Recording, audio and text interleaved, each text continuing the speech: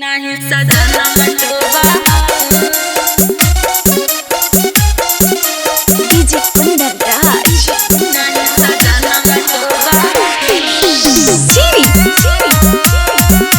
क्रिस्का recording studio एकंगल सराय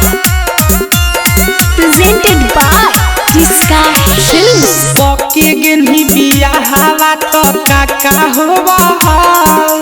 पके गेली बिया हवा तो काका होवा हमर जवाना मरोबा नहीं सजना मटोबा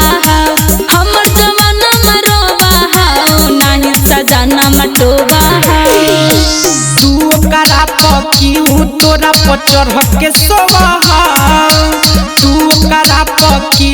तोरा पचर के सोवा हमर जवाना मरोबा नहीं सजना मटोबा हमर जवाना मरोबा नहीं सजना मटोबा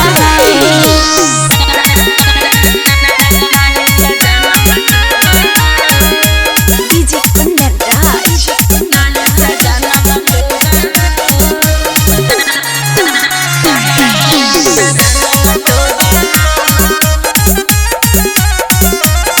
क्रिस्का रिकॉर्डिंग स्टूडियो एकंगल सराय भरपूर महजा तू उठावत हो मीरा तके की कहियो छौड़ा सुतहियो अपने से जात के एगे सुन भरपूर महजा तू उठावत हो मीरा तके कहियो कर छौड़ा सुतहियो अपने से जात के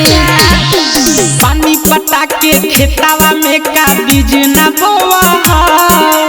पानी पटा के खेतावा में का बीज न बोवा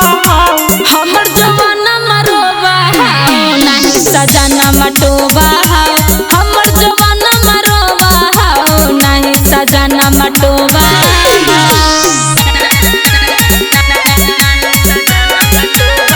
डीजे कुंदन राज नहीं सजना मटोबा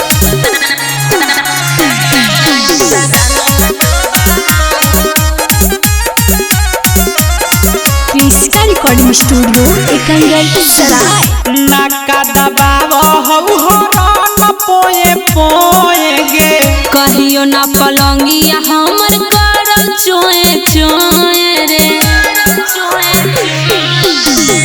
नाका दबाव हो हारा ना पोए पोए गे कहियो ना पलंगिया हमर करल चोए चोए रे बबुआ बलवन जैसन प्यारे ना कह देओ करन रे डीजे कुंदन जैसन प्यारे ना कह देओ हमर जवाना मरोबा नहीं सजना मटोबा हमर जवाना मरोबा नहीं सजना मटोबा एकरा से नीमन तो तू ही न हनी रे।